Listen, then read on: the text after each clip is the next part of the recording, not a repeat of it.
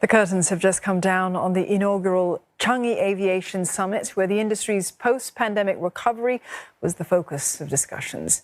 Technology is one way to make the industry safer, and experts say demand is rising for self-service, biometric and touchless technologies.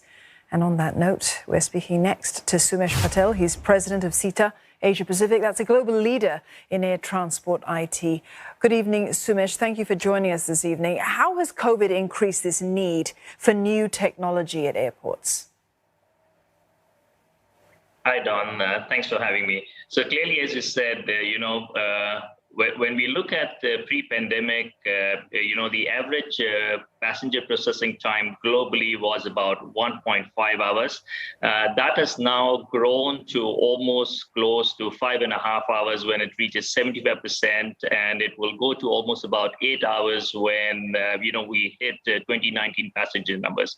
So clearly, there is a need of digital technology to help deal with this congestion at many airports. So what we are doing is working with a number of airports and airlines globally, and including governments, to digitize the entire travel process from A to B. So for example, if you walk to the airport, you have a digital identity, and that will be there with you at every touch point on your journey till you board the flight.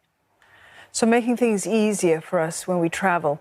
Is this the kind of technology that airports are going to prioritize? I mean, you have to spend money in order to get greater efficiency, don't you? But are there concerns about costs? Or is it the case, Sumesh, that there's little choice other than to pay the price for change when it's for the better?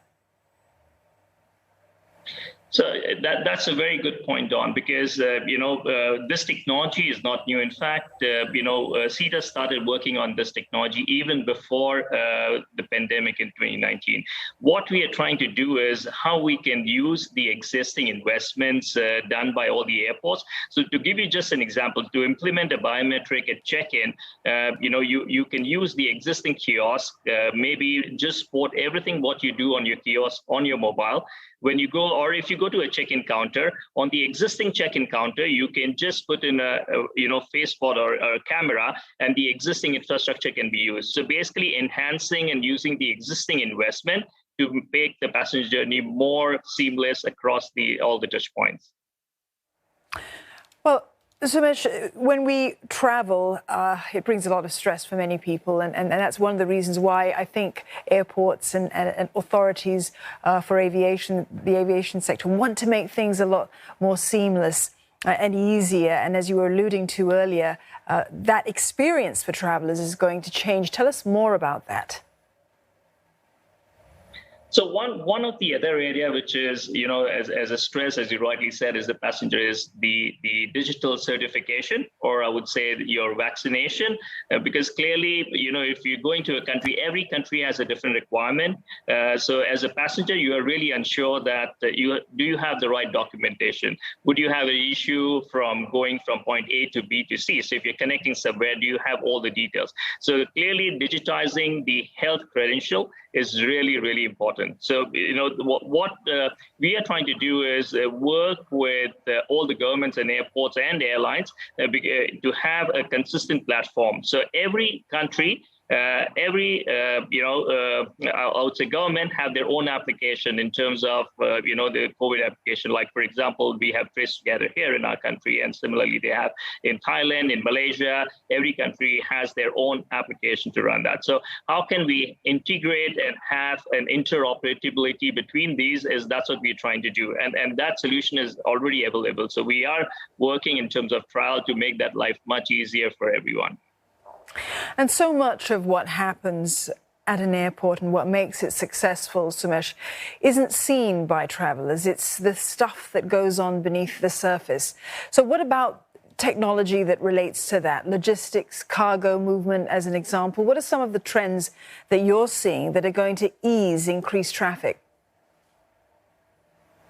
So as you rightly said, Don, in fact, as a passenger, we don't see it, right? So there are, before pandemic, there were almost about 10 plus players which are behind the scene trying to make your journey seamless. But that is going to grow to almost 100 plus. So for example, now the travel is not just the airport, because it's pre-airport, a lot what you can do at the airport. How can you do that even before you arrive at the airport?